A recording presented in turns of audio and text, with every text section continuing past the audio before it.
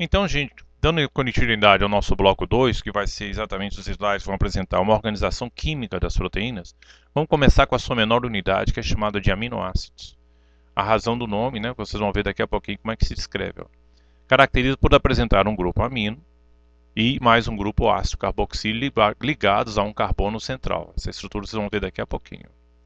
Ainda ligados ao carbono central, você ainda vai achar um hidrogênio que é fixo, né, junto com o carbono central ligado a ele, e um radical. E esse radical é que determina a variação dos aminoácidos, que são conhecidos 20 tipos de aminoácidos por enquanto na natureza. Tá? Mas eu acho que não tem mais não. Mas se tiver, vai ser anexado futuramente aí.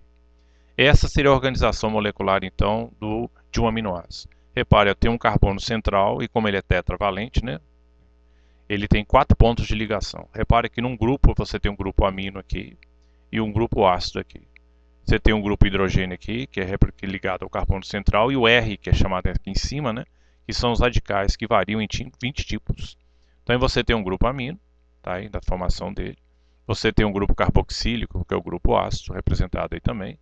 Tem um radical, né, em que dá o efeito da representação deles, que vai ser colocado para vocês aí. Ó.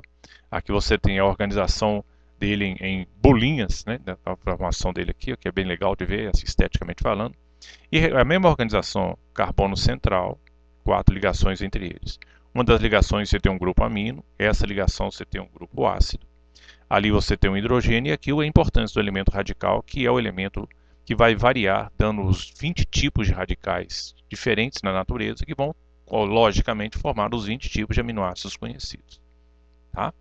Essa seria a organização clássica de um aminoácido, que você não pode esquecer. Tem destaque aí no desenho de computador, você tem o nosso míssil teleguiado específico de ataque, chamado de anticorpo. O anticorpo é um exemplo clássico de uma proteína de defesa. Tá? É isso aí que nos livra de vírus, de bactérias que são invasores do nosso corpo, porque o corpo humano é um paraíso em matéria de... é um jardim encantado em relação aos micro-organismos que tentam invadir, porque tudo que tem no corpo humano, a bactéria, um vírus delira de satisfação. Né? Tem tudo lá que ele precisa para sobreviver e se multiplicar. Então, para a gente se afastar desses agressores, o seu organismo desenha proteínas especiais de ataque que parecem mísseis teleguiados, que são essa estrutura aí chamada de anticorpos. Então você já vê mais uma função. Além da função estrutural, ele tem uma função de defesa. Proteínas, portanto, são polímeros formados pela fusão de vários tipos de aminoácidos. Mais da metade do peso seco de uma célula são proteínas, ou seja, se você desidratar uma célula, tá? Mais de 50% dela tirando a água fora, né? Uma vez que está desidratada, você vai encontrar que são unidades de proteína na sua constituição. Portanto, é uma substância inegavelmente importante na organização de uma célula.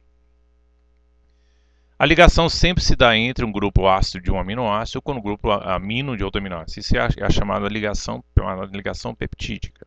Tá? Olha como é que é interessante. Você tem um aminoácido 1 representado pelo radical 1. Você tem um aminoácido 2 representado pelo radical 2. Portanto, são dois aminoácidos distintos. O que vai fazer ele ser diferente é exatamente o tipo de estrutura ligada aqui nos radicais. Nós vamos ver isso mais para frente. E aqui vem um detalhe, olha, eu tenho um grupo ácido de um aminoácido ligado ao grupo amino de um aminoácido. Sempre as ligações entre os aminoácidos é sempre assim. Eu pego um grupo ácido de um aminoácido com um grupo amino de outro aminoácido. E a ligação se dá com a perda de uma molécula de água. Por isso que é chamado de síntese por desidratação e essa ligação é chamada de ligação peptídica. E o resultado final é o que eu tenho informado aqui, é o que a gente chama de um dipeptídeo, tá? Na sua composição. Portanto, está lá o detalhe. A síntese de um dipeptídeo se dá pela eliminação de uma molécula de água, que é chamada síntese por desidratação. Belezura? Então, dando continuidade ao nosso assunto aí, vamos ver o que vai falar mais para frente aí, que é leitura totalmente química. Aqui você tem a organização de aminoácidos, então, né, que tem um carbono central ligado ao grupo amino, o grupo carboxílio. E aqui você tem o hidrogênio e o radical que vai definir o aminoácido em questão, que são 20 tipos. Tá? Por isso que eu coloco aqui aminoácido, na realidade é o grupo R, o radical que define a forma do aminoácido que vai entrar aí. Então esse seria o modelo clássico. Sendo que um detalhe entre eles, eu posso variar a posição deles sem problema nenhum.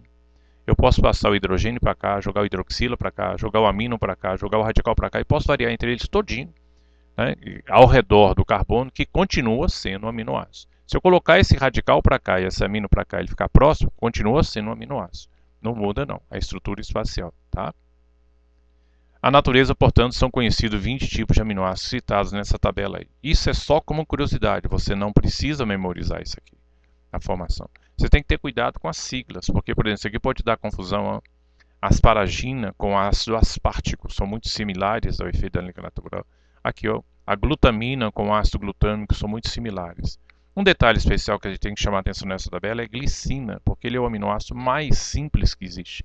O radical aqui que vai ser substituído é por um átomo de hidrogênio. Ele é o aminoácido de menor peso molecular. Já vi vestibulares cobrando isso aqui, tá? Da parte dos alunos para você definir isso aqui. E para fechar esse bloco, nós temos aqui uma visão da organização das estruturas moleculares, né? Que eu representado aqui para vocês. Pelo amor de Deus, isso aqui não é para memorizar. É só para você ter uma curiosidade. Aqui vão se destacar 3 tipos de aminoácidos. Primeiro, o mais simples de todos, que é a glicina, por causa do grupo radical representada por hidrogênio. E 2 aminoácidos que são a base de enxofre, né, que tem um enxofre ligado, o éster de enxofre ligado à sua constituição, que é a cisteína e a metionina. Tá? Também teve questões vestibulares que eu considero de nível difícil, né? Você tem que memorizar isso aqui, porque eu acho cultura inútil, mas cada vestibular é uma loucura, então representa para vocês esse tipo de organização que eu colocado aí. Tá? Mas eu torno a falar, isso aqui para mim é leviano um cara tentar cobrar isso aqui numa prova. Tá?